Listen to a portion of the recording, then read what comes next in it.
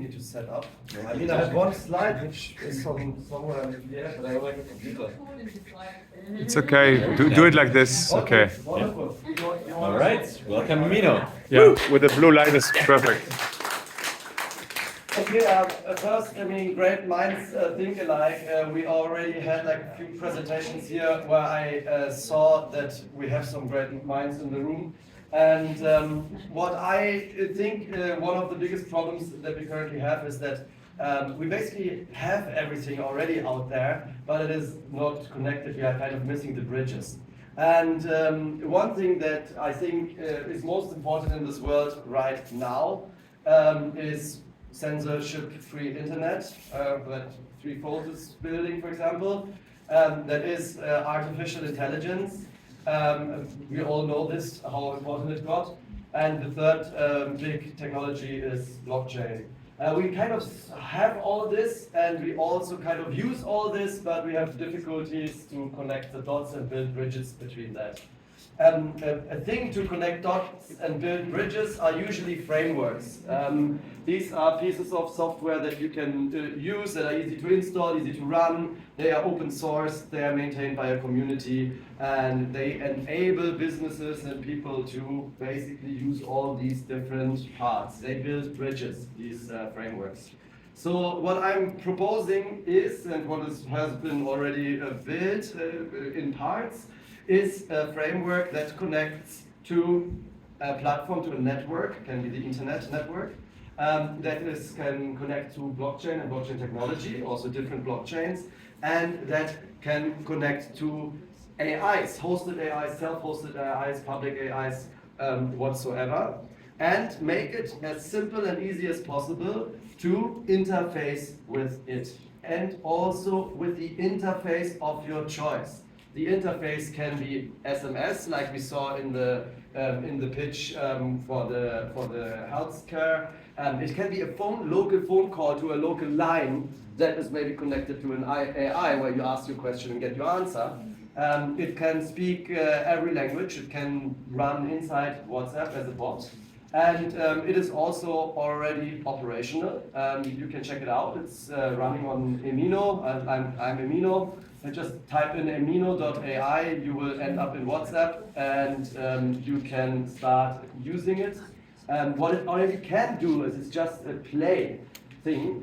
It understands every language, including Swahili. You can send voice messages to it. It will understand those voice messages and answer you in text or in voice.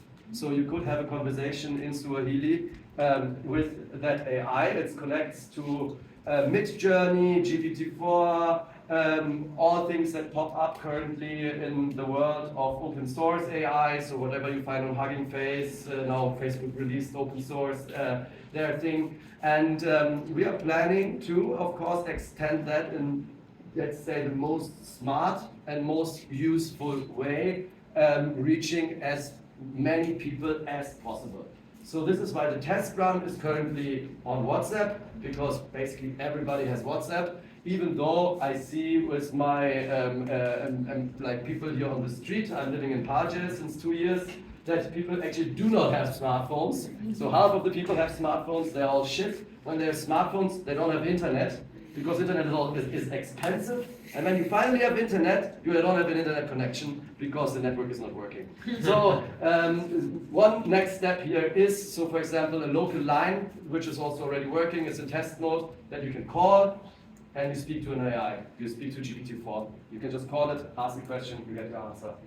In Swahili, in English, in Hebrew, and whatever language you are talking. Or you can use SMS, like we saw. I'm running a pilot project at the school in Page, where I'm teaching kids to use AI, kids that do not know how to read and write. So they basically send voice messages in WhatsApp back and forth. That works quite well, although I still have problems to learn Swahili because I spend my time on other things than learn language, but this is something I'm gonna hopefully master in the next year. I'm here on the ground in Zanzibar. I'm resident. Since I live here since 2 years now, I will definitely join all the efforts that are happening here around Threefold, about the free trading zone, about acquiring licenses. Also, you can reach out to me. I'm really a long-term expert in open source development, managing communities, but also in acquiring licenses or writing legal frameworks, also for governments. For example, I developed the legal framework for Liechtenstein for blockchain technology. I was the first company that incorporated in Liechtenstein as a crypto company in 2016. I was in the board of the Stuttgart exchange and had Germany to build the first and only regulated Bitcoin exchange, which is FINMA regulated in Germany. I was part developing Ethereum, like they were basically my neighbors in Berlin. I'm from Berlin originally. And I think bought one of the first burgers at Room 77 with Bitcoin. So when it comes to crypto, when it comes to regulation, when it comes to coding, also low-level stuff, and if you are around here in Zanzibar, best thing is, of course, sit in one room, discuss things, do workshops, whatever. So yeah, that's basically it. Great. Interactive points. I have questions. Any questions are welcome. I just tried out. Right now, it looks amazing. Wonderful. Yeah, play around, give me feedback. It's very easy to reach me. I'm also in the group. I will share stuff and post it. Wait, how do we try it out? Try it. Yeah, It's tell just emino.ai. Spell it out. EMI, like Eminem without the last two letters. EMINO.ai. What about like words that are in Swahili that are not like in the Swahili like dictionaries? I mean, we currently use Whisper from OpenAI, like that is speaking Swahili quite well, and it's getting better. So I promise you, if you use this for a week in Swahili, it will speak better Swahili. But not only for you, for everybody who speaks with this in Swahili. So that is really something I experienced, and that everybody needs to understand about AI. Yes, in some cases it's stupid. In some cases it gives you wrong answers. It even lies.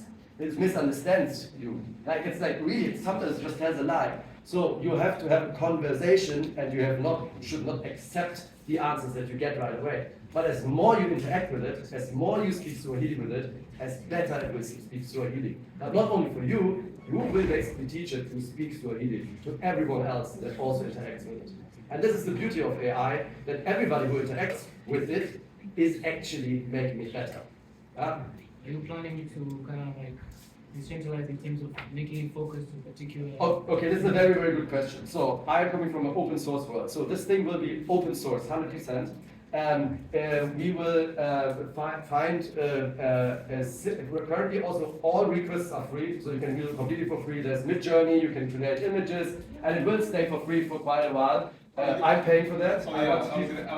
So I'm paying for that right now. But in the future, we will have to have an open market for API requests. So when I send transactions on Bitcoin, there's a fee. It's an open market. It's a fee market, or in Ethereum, there's a gas market. So there must be a market for interacting with this. So if there is something costs money, we have to find the right pricing for it, and we do that by having open markets. This is working in blockchain quite well. Some do it better, some do it worse. Is this an intersection of crypto and AI? Yeah, absolutely. I mean, it's just an intersection of everything that we have learned over the last 10 years when it comes to price it right.